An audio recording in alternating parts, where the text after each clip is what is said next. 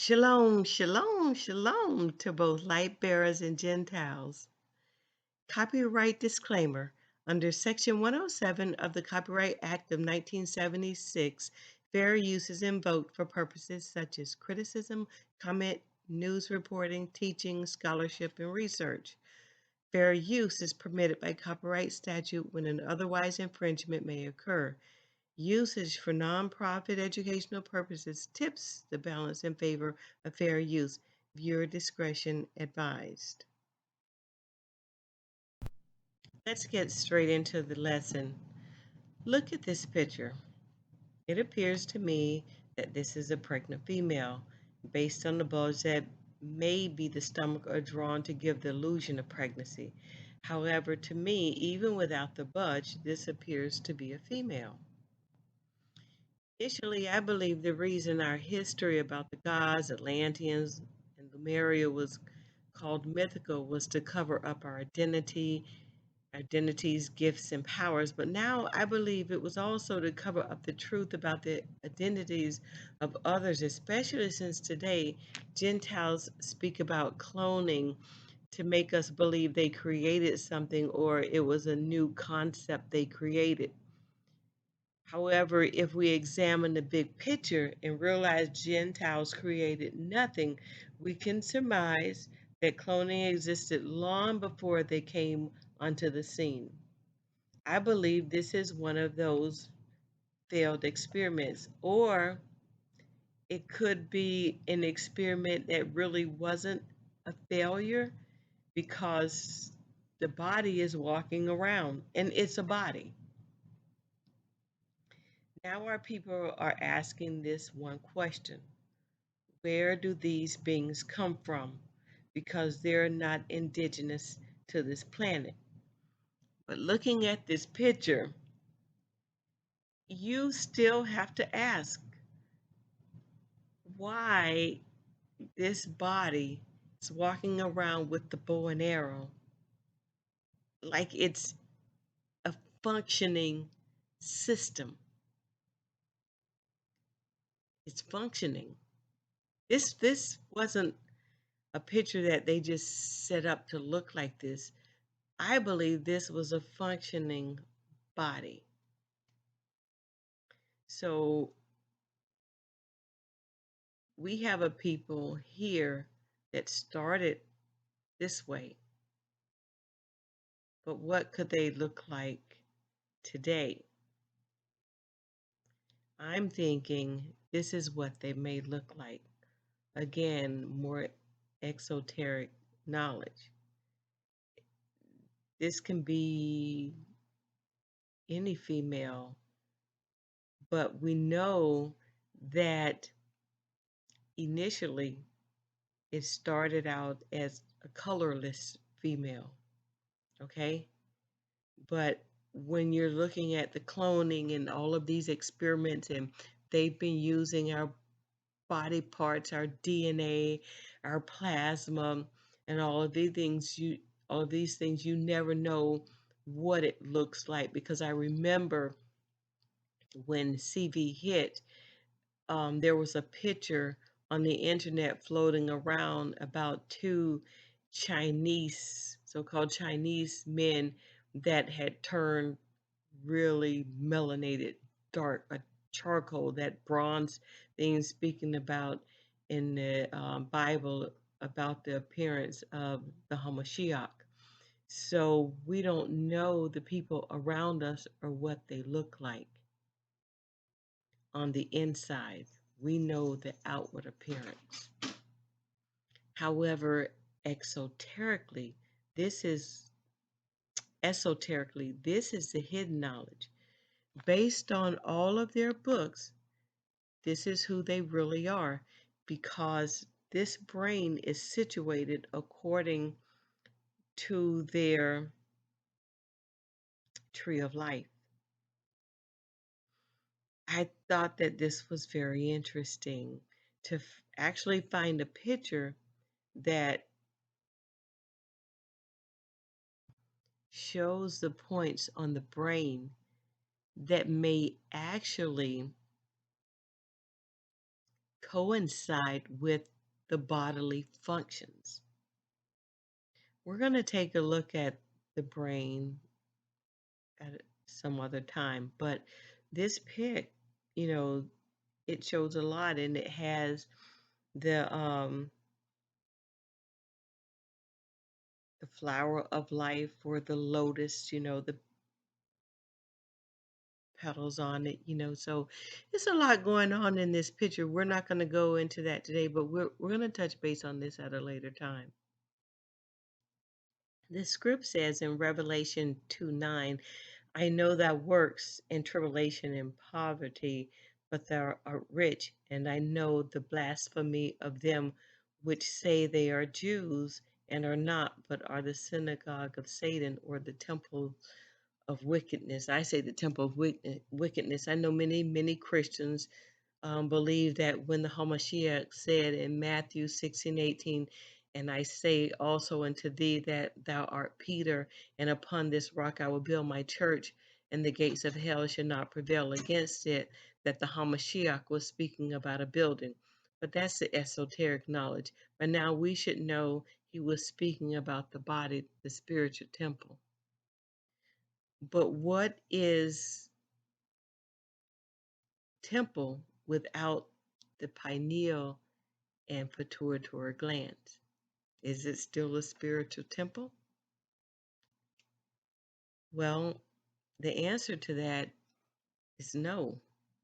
And I think that's what they've been attacking with sticking stuff up your nose, because the pineal and pituitary glands acts as an interface between the left and right brain hemispheres, which is also a portal to the higher Christ consciousness or higher dimensions. So, of course, with the truth being upon the earth, that would be the primary target, the spiritual point that makes or brings about the spiritual temple, that starts the creation of it. So a lot of these people who've been going around getting stuff stuck up their nose, not realizing that this is what they were targeting. However, we know that these wicked ones can only do what the mighty one allows, and that's it. So it doesn't matter what you take or what goes up your nose or what they do to you. The only thing that's going to happen is what the mighty one allows. We're going to go back into the book Climbing the Tree of Life to take a look at a couple of the Sephirots, and later on, I have a picture that has the chakras with the Sephirots. So we're going to take a look at that, and then later on we'll examine the Kabbalah Tree of Life, and our Tree of Life, to see how it differs. The first Sephiroth we're going to examine is Malkuth. So we know that they see Malkuth as the completion and harmony, because they've had, harmony here on the earth. They've not had any problems. They've had, billions of dollars given to them every month. They've lived richly off of others. So this, I can see it being their completion and their harmony. But let's see what's in the book. Malkuth refers to the four elements specifically. Spirit is not included in this. This is why the image of Malkuth is usually the circle divided into four by an X, separating it into equal quarters for the four elements. That's not really what that is, but that's what they say it is, but we're going to go with it. This division is also symbolic of the magic circle, with the quarters indicated by the fourfold division. In terms of our existence, some say it is the physical plane that we operate upon, which it is. However, as a concept, it would perhaps be more accurate to liken Malkuth to Eden, the perfected kingdom of nature. You cannot make this stuff up. Malkuth is the way we would like to see the physical plane. We live in the lowest part of Malkuth. If you imagine every Sephirah having a complete tree of life in it, we are in the Malkuth of Malkuth. This is why for them Malkuth is the completion and the harmony, because they have everything that they want here and that they need. This is looking at life through the lens that they see it from, not through our lens, because they don't see us. Nobody sees us. They don't see life from our end, which is the reason that they have never shown us any sympathy or empathy or anything remotely relating to humanity and compassion. This is who they are. When we visit the Malkuth temple, we are strengthening the process of manifestation of the ideal to the actual. For although we all live our lives as part of the elements around us, most civilized people function in their own little bubble rather than in a dynamic harmony with their environment. Malkuth is made up of the principles of the four elements. It is the point of stability and solidity, the objective reality that comprises our existence. As such, the process of balance is vital. For when we start on our spiritual journey, we're in the middle of that circle, standing at the center of the crossroads. What path we take is up to us, though the spirit of growth encourages us to have firm roots in the physical, but to strive upwards for the light, to become the tree of life in miniature, balanced and spreading our branches to realize the potential within. So they're striving upward towards the light because they want the light. The problem is, in order to have access to the light, that comes through the pineal gland and the pituitary gland. So what is that to lift for on their heads? There's nothing, well, it may be biblical because, they perverted everything, but I haven't seen anything in there about that. But this is their world, and welcome to it, because they have the completion and the balance, the harmony. They have harmony. They have what we've never had here. So this is Malkuth is theirs for the time being. The mighty one said the earth is given into the hands of the wicked. And so we must understand that this Malkuth, it's not us, it's not ours until things turn around, and that's going to happen. Now we're going to take another look at the Kabbalah Workbook for Magicians, a guide to the Sifirot, because it has quite a bit of information about Malkuth. It's really important that we understand where we are right now, what's happening around us, because it will help formulate in our minds the fact that what's going on now, even though we're on the physical plane, this is all spiritual for us. And because it's spiritual for us, the other nations can't see it because they're still dwelling in the same mindset that they've all been in, materialism.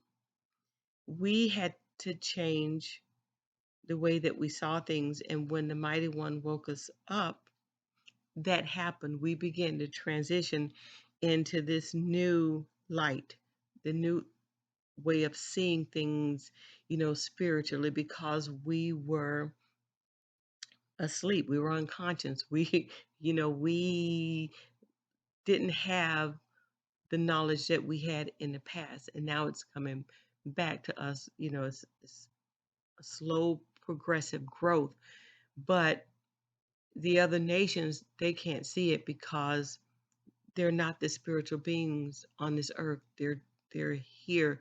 Everyone has a role to play, and they're playing their role.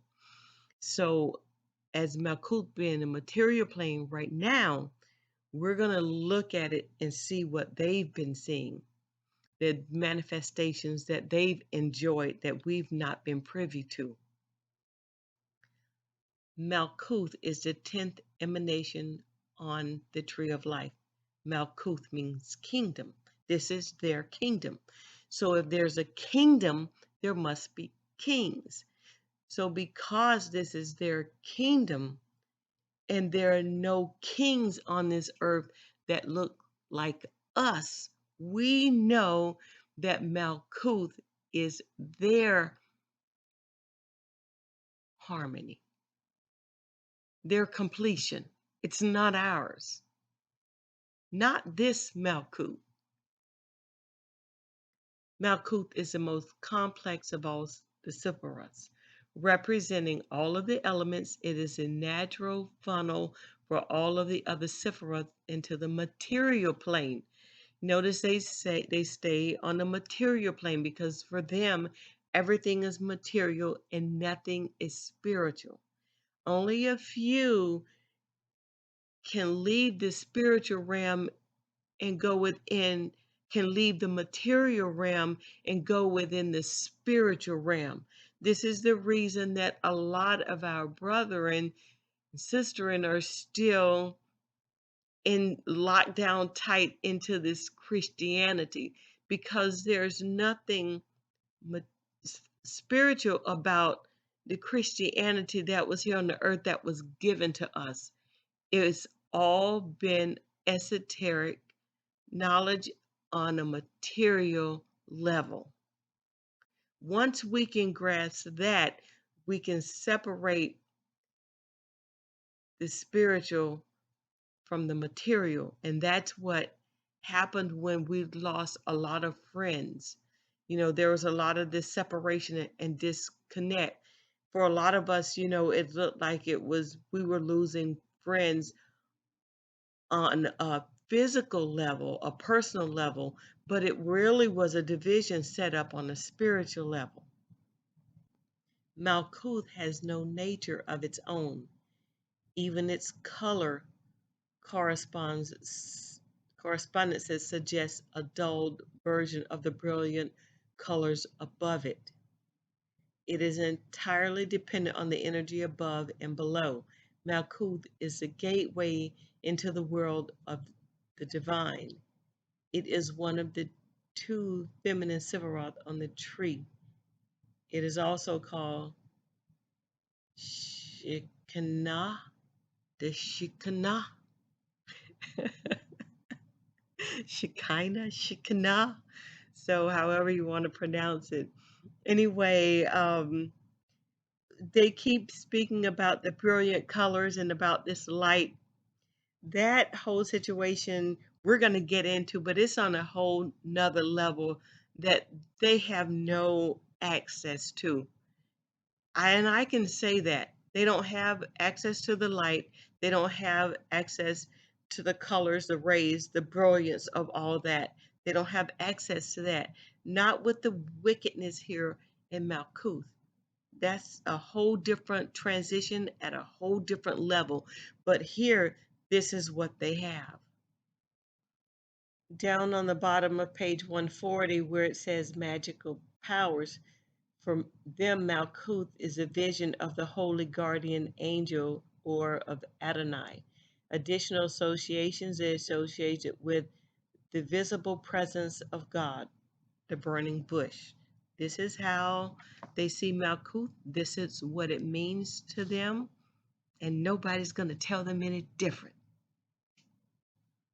This book, The 10 Light Picture Superscripts, The Keys of Enoch and Metatron, the second light picture superscript, Thou Shalt Be the Image. This book, I've not gone through it completely, but it has excellent information. In fact, it's a compilation of the information that I've been studying for the past few months. So when I purchased this book, and initially I didn't even look at it, and then I started going through it, and the knowledge is wonderful. I mean, it's amazing knowledge. Right now, we're going to look at something in here about Malkuth. We're going on page 71 in verse 220.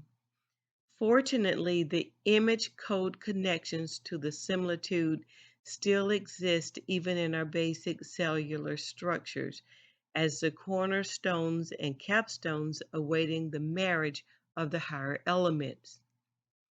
In the same manner as the divine letters are married to form a family of the human God partnership, which is to occupy a higher grid foundation of Malkuth restored.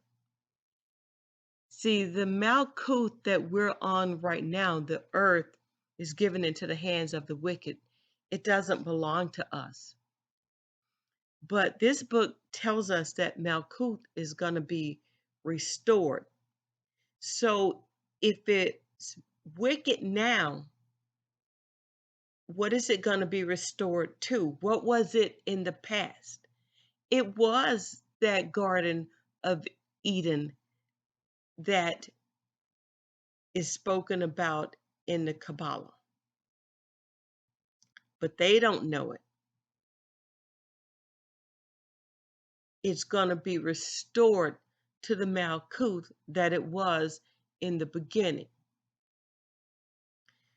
Now, looking at the definition of similitude, it tells you that the similitude is necessary to preserve the image through the different light thresholds. And we're going to get through those different light thresholds. It's beautiful. It's absolutely amazing when you really see and you get an idea of what all of this is talking about, the light.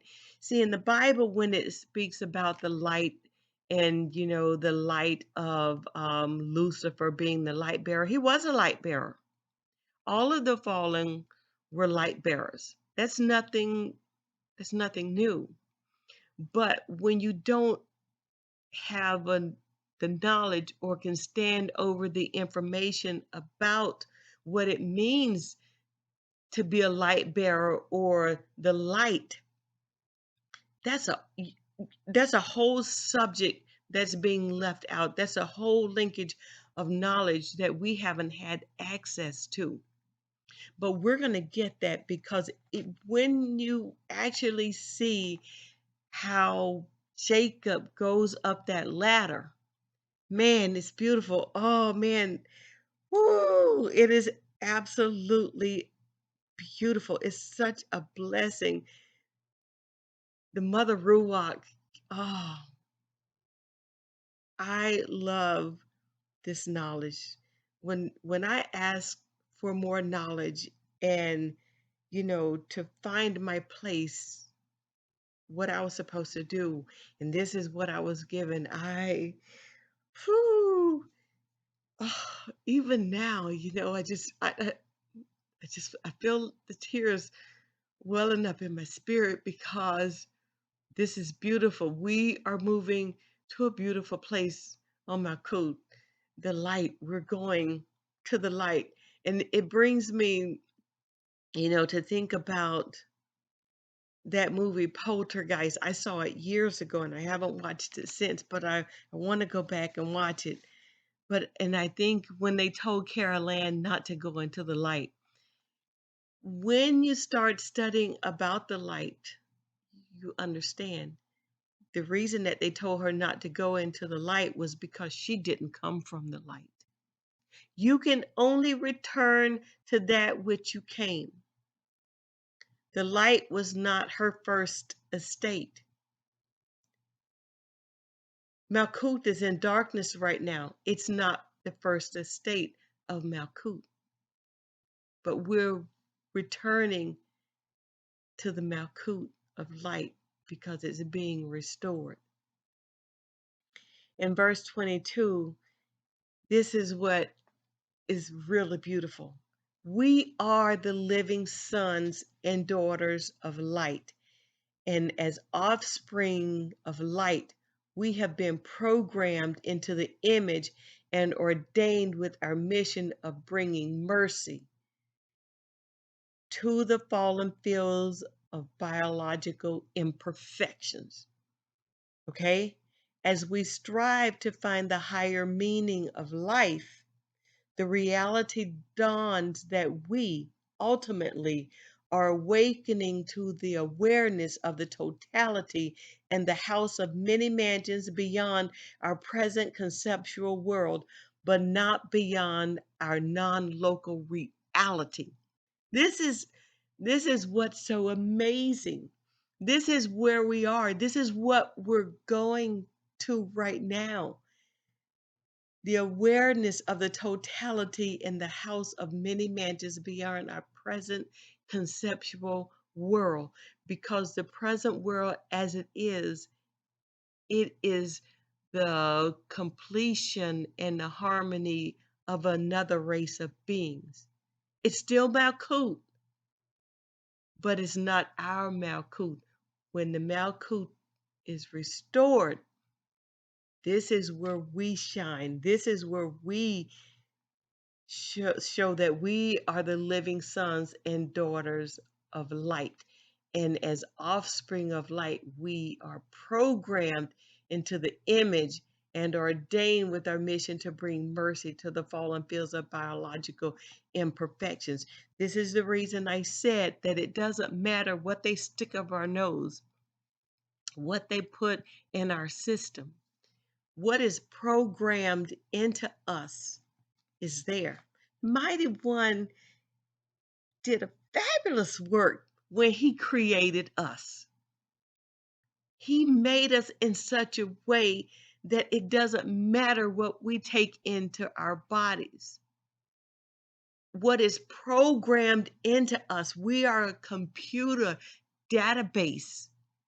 We have information programmed in us that we're not even aware of, but it's going to come alive at its appointed time. We have no fear. There should be no fear because what is written and what has been laid as the foundation was done by the Mighty One, and it cannot be changed. All praises to the Mighty One. I am happy to be in the light, and this is where we are being restored to. So, beloved, get away from the fear, the doubt, all of this, all of these things that have been planted in our head, lose them because what's coming is coming. It's programmed and they know it. The Psalms 83 nations know it. The only way that they can do anything is what they've done in the past is they invoked fear, and they're still trying to use the same tactics to promote fear and to show that to make it appear that they're in control is the same things that they've always used before, but they're not in control. They have no control. And when we get to start studying about the lights, you guys are going to get a bigger picture of everything about Jacob's ladder, of all of these things about the light that the Kabbalah, the Illuminati, are talking about. There ain't soft and all of this stuff. You're going to get the information to know that as children of the light, this is your knowledge and your information. So get rid of all the fear because it doesn't work here anymore. On their Tree of Life, we're going to look at reverberation. We've already talked about mercy. So we already know that they can't bring any mercy. Okay? we're going to be bringing the mercy to the fallen fields of biological imperfections. So when they're talking about biology, biological imperfections, we know that it has to do with the body. So they don't have any mercy. So I just kind of looked over that spirit, that Sephiroth, because they can't do anything with that. But we are going to look at what they said about reverberation. So in some places, their Sephiroths have um, hold, and then it has reverberation. So they name it different things. I don't know if they change the names as the years go by and they find something different to add to it, but you know, they just change the stuff, or different people do it different ways. But one thing we can know that all of this is approved, by these those who are in control, so they know what's going out and how it's going out. So whatever they put out, this is who they say that they are, and we're going to go with it. So here, um, I looked at the word reverberation, because I wanted to know what reverberate means, because I wanted to know how it applies to the splendor. On this pic, they have the planets. I'm not going to go into the planets on this. I'm going to wait and do that, the constellation, when it comes to our tree of life. I'm going to leave this as it is. I'm not going to comment on it because this is how they see things and this is based on them. If I see some changes, based on what I'm learning, based about our constellation and how it affects us. If I see anything that's different, or that is aligned with it, to see that they are using that information but twisted it, perverted it some type of way, I'll point that out. But right now, I'm not going to do anything with the planets. So we're going to go into splendor or reverberation. The first thing I wanted to do was find out why they call this reverberation. And I thought that was very interesting, once I looked at the definition of reverberation. Reverberation is the prolongation of a sound, it's the resonance. Prolongation of a sound, it's resonant, it reverberates. So this has to do with the earth, Makut. Because one thing that we're going to learn later is about reverberation. We're going to learn about sound and resonance and how that works throughout. Okay. So, but they used it here. Um, I just found it kind of strange that they would use that word reverberation, especially when it deals with the prolongation of a sound, its resonance. So then I looked up the Schumann resonance because I check out the Schumann resonance. I've been learning about, how the Schumann works and what it does. So I wanted to see, look at what they had as a definition for the Schumann resonance. So the Schumann resonances are a set of spectrum peaks in the extremely low frequency portion of the Earth's electromagnetic field spectrum. Well, we know that all over the Earth there's an electromagnetic field spectrum called the ley lines. Okay, let's just break that down. The ley lines, and they're all over the earth, and then they're connected to portals. They're connected to different areas that cause different things to happen. We're going to go into all of that later. But what caught my attention is the fact that they put it at the extremely low frequency. Now, if you don't know already, that extremely low frequency, here it is on the screen. is very low. I mean, it's extremely low. When someone asks what frequency does Earth vibrate at, they said that the Earth, Malkuth, vibrates at 7.83 hertz. Then it kind of dawned on me, okay, so music. We're talking about, I have this book, The Music of the Spheres, so which this is talking about the music from all the spheres, the vibration, the resonance, and how they work. But it doesn't work basically from here. There's another means to all of this. But see, they left all of this out because this is knowledge they didn't want us to have. But when you're talking about music and reverberation, and we know that in the music industry, everything vibrated at 400 and I think 432 hertz, and then it was changed to vibrate at 400 hertz.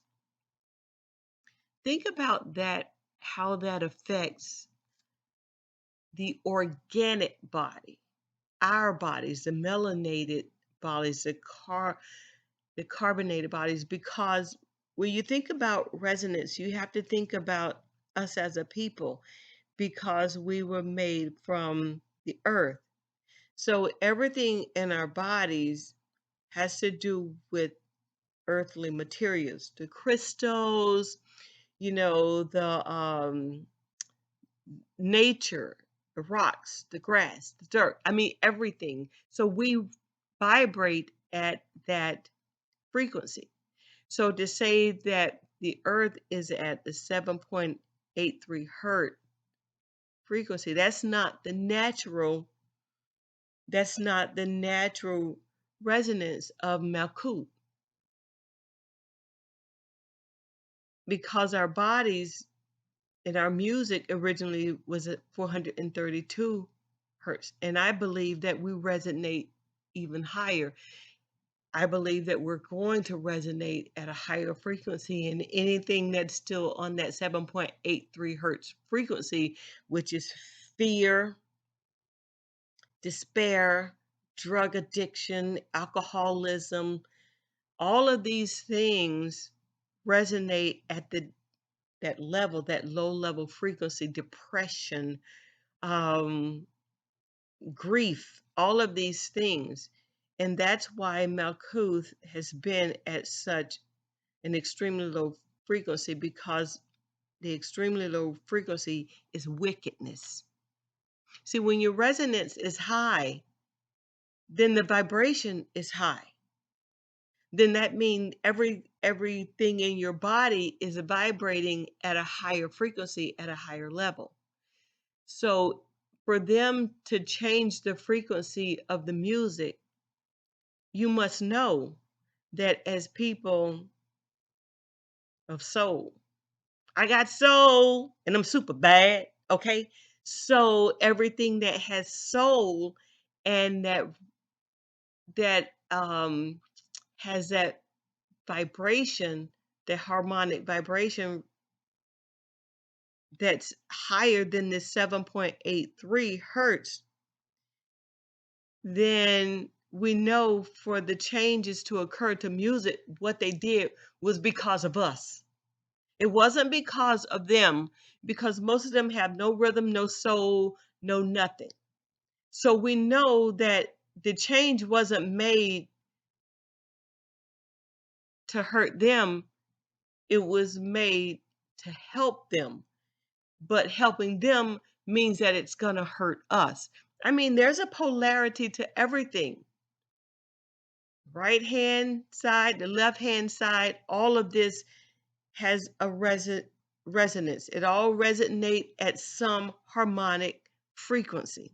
And we have to realize that. I was listening to something to a couple days ago, and they were talking about the soles on the shoes. Think about that. Soles on the shoes. Why would they call that the sole of your shoe? It separates those shoes, that rubber and all of this stuff that we have on our feet. It separates us from nature, from grounding ourselves to the frequency of the earth. And now that the frequency is going higher and higher, we have to stay at a high frequency. So in order to do that, we must get outside at some point, spend some time outside in nature. Got to get out there. So let's look at splendor, because Hode is splendor and its reverberation. So on page 120, they're telling us that Hode has a magical power, vision of splendor. Inspiration, the additional associations, inspiration, transitory beauty, intellect, communication, trickster. Trickster. Now that fits. That fits perfectly. So the Sephirah of Hod is the eighth emanation on the tree of life. Hod means splendor. Hod is where the magician dwells. Okay. Usually too much. It's the home of the armchair magician. All theory and no practice. Now, one thing they do know is that when it comes to the magician or the energy that's in your body, see, our energy is in our body. We are electromagnetic beings. Electric on the right side, magnetic on the left side, and electromagnetic down the center. Ours, what they call the splendor, the center of balance, the pillar of balance. That's where it meets. Electric on the right side, magnetic on the left side, electromagnetic down the pillar at the center. Okay? So for them to say that all theory and no practice means that, you know about the magician, the magic, but you're not practicing what you know. So I liken Hode to theory and Netzach to practice. You need both. You need both to advance. You may have 100 books on how to paint, but if you never lift the brush, the knowledge you've gained is illusionary and only partially complete. It's the same with magic. You can read every book available, but if you never practice, you're not a musician by any stretch of the definition. This is what they said, okay? I didn't say this, but they know about practicing and putting it to performance. Let's look at Kether, their crown. Wow, crown.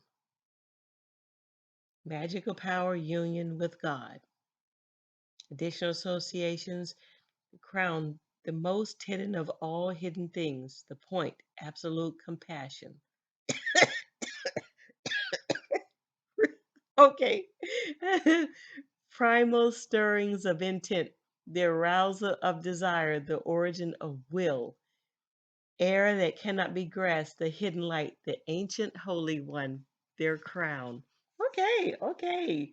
The hidden light, yes, the light is hidden from them. Um, that only comes to certain beings. You have to be from the light to be of the light. That's just the truth of the matter. The Sephirah of Kether is the first emanation on the tree of light. Kether means crown. Now, when this CV happened, they wanted you to take a CV injection.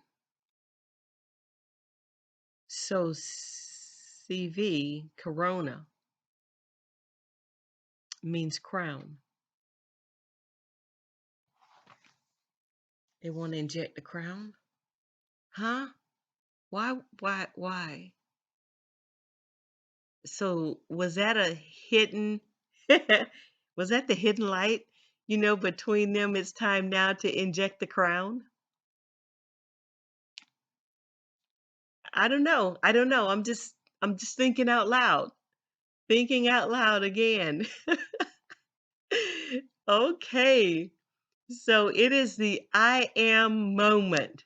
As Malkuth is a culmination of all things above, Kether is a beginning of all things below it. I went back to the book Climbing the Tree of Life because it had a little bit more information on it about the crown. It says Keter is the Sephirah of the first swirlings. We're going to get to that later, which could be equated with the Big Bang as the beginning of the manifestation of the unmanifest as expressed through the veils of negativity. In modern times, it is usually equated to Pluto. What? I thought I thought Pluto wasn't a planet. What? Why would they equate Kether, the crown, to Pluto? See, here we go again with these hidden messages, these subliminal messages to other people across the planet that weren't in the knowledge. So now you got a CV injection for the crown, the corona, that came from the crown, the corona, the sun. That's where the corona came from. We'll get into that later. And then now you have something here in the book that says, and they've already said that Pluto wasn't a planet, but now you're telling me in modern times that the Keter, the crown, is equated to Pluto? How can that be? How can that be? Keter is the unknowable divine, the creative essence and impetuous that infuses all the deities that are manifestations of the energy of the universe. Hence, it is the crown because it is worn on the top of the head, representing that which is beyond the comprehension of the mind. There you go. We got some truth in there. Oh my gosh. This is amazing. It's the manifestations of the energy of the universe, and that is true. And we're going to get into that because there's a lot of knowledge on that. And that's where we're going to find out about the light, how it manifests on the earth, and how everything works that comes from the constellation. It's beautiful. It's beautiful, family. It is really, really beautiful that the mighty one, and the Ruach has opened up this knowledge for us. All praises to the mighty one. Kether contains within itself the plan of the entire tree of life. All the Sephiroth are within Kether in potential, undivided, and unexpressed in a harmony of unity. I cannot wait. I cannot wait. This is why the Zohar describes it as the principle of all principles, the secret wisdom, the most exalted crown with which all crowns and diadems are adorned. This is beautiful. I mean, man, this is beautiful. In its position in relation to the rest of the Sephirot, Keter is the shining point of unimaginable brilliance, for it is entirely positive, emanating all the other principles from its essence. However, in respect of the veils of negativity, it is a point of contraction through which the limitless light, the Ein Sof Or, crystallizes part of itself in the physical universe. You notice how it says, however, in respect of the veils of its negativity, it is a point of contraction. They have points of negativity, veils of negativity here, but all the veils of negativity emanate from a source on Malkuth. You have to figure that one out for yourselves. This next slide is about the pillars that I mentioned, but I'm not going to go through them. I just wanted you to know what I was talking about when I mentioned the pillars, about in the middle, the electromagnetic um, sphere there in the pillar. This is kind of what it looks like, but we're going to go into all that information, but it's here. You can read it if you want. The next thing I want to look at here is chakras and how they relate to their tree of life. Okay, so I'm not going to spend a lot of time on this, but I wanted you guys to take a look at it. This is the seven gates on the Kabbalah tree of life aligned with the chakras. So after looking at um, multiple trees of life of the Kabbalah, and most of them have the same information. Some of them go into deep information about it, and others, don't go into that deep of information. But for the most part, they're basically all the same. So when I found this seven gates on the Kabbalah tree of life aligned with the chakras, it was something different. I thought, really?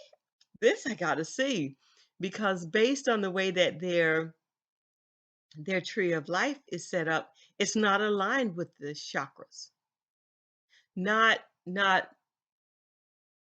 well, they're not really chakras. We're going to do that later. Anyway, and how they have the four elements down here divided and all that. Uh, we're going to go into that later too. I'm going to show you what that really is. Um, but they have these colors on here that align to the chakras, and then they call these this 14th door up here by the third eye, but there's no third eye that's identified on their tree of life. And then they have the 19th serpent. I'm going to have to look more into this because I'm not really familiar with this. When I found this, I thought, okay. And then down by between number 1 and 2, I don't know if you can see it. It has 29 down there, and it has the back of the head. And then on 20 up by 6, it has the hand. And then it has fish, and up by the crown, the ox. And then we know that in Hebrew, um, ox, the head, was symbolic of strength.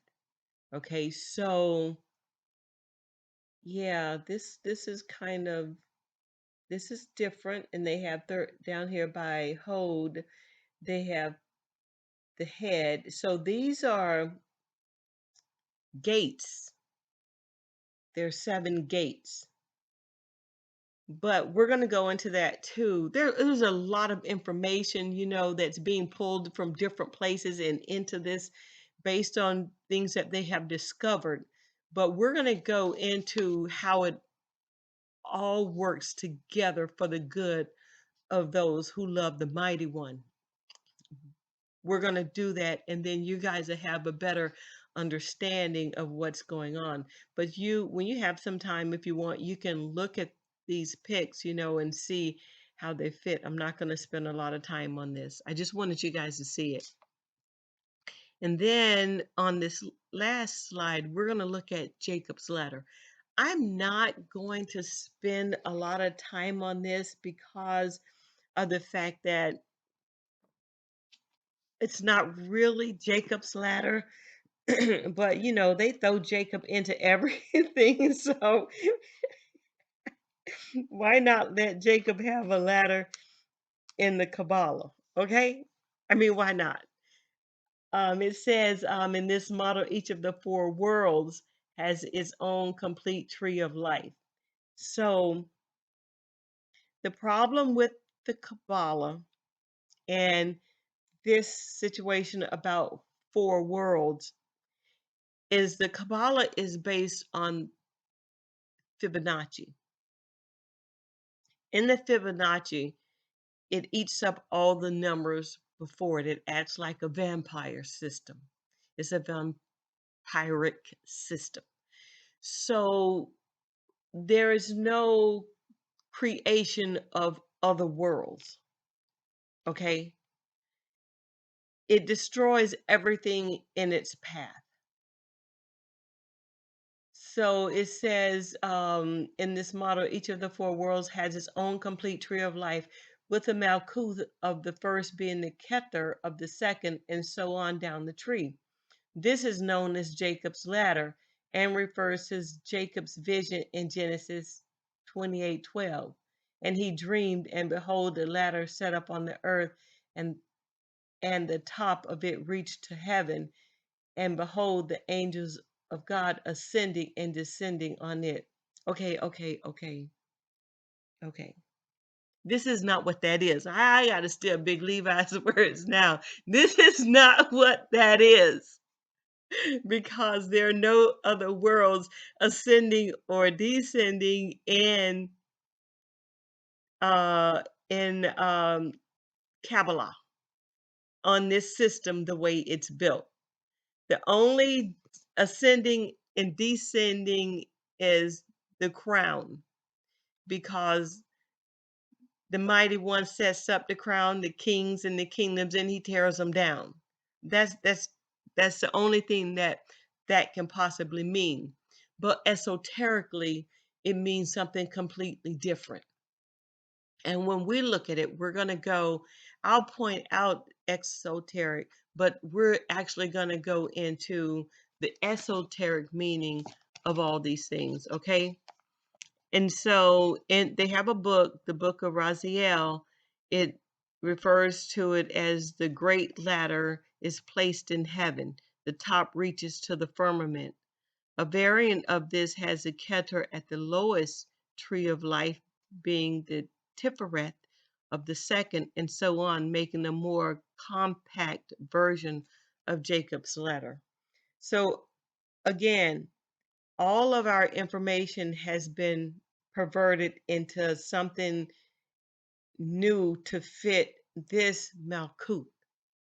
That's how we have to look at it. Everything has been perverted to fit this Malkuth because this was their kingdom. So our information and the way that our people are, it would not have fit in this spectrum, in this realm, because it would, the mighty one gave the earth or this realm to the wicked. So they had to pervert our information in order for them to have some type of pattern to set up the earth so that they could live during their moment. That's all this is, a moment for them. Because based on the way that they've lived and everything is set up, and they call Malkuth the completion and harmony, they know that this was it. This was their completion. They had everything right here. And this was their harmony, their balance, everything right here at this time for them. They knew that. Now, this is where we are. John 3:19. And this is the condemnation, that light is come into the world, and men loved darkness rather than light, because their deeds were evil. 20th verse. For everyone that doeth evil hateth the light, neither cometh to the light, lest his deeds should be reproved. 21. But he that doeth truth cometh to the light, that his deeds may be made manifest, that they are wrought in God, that they work in the mighty one. And this is the reason that they could not use our information, because they don't have the light. They don't love the light. They don't want the light. They like the darkness. In this book of magic here, all of this is dark magic. And I've ordered some things, and that they had the word magic on. And I noticed that in all of the sets, they always have black candles, and they give you things to say. They give you names of deities that they want you to read. And if you don't know any better, you would use those things. So if you order anything, make sure that you know what you're doing before you start calling and invoking these deities that they've invoked here in Malkuth, because this is what they want to remain, and it can't, because of the condemnation of the light. The light is coming to the world. I mean, this is where we are.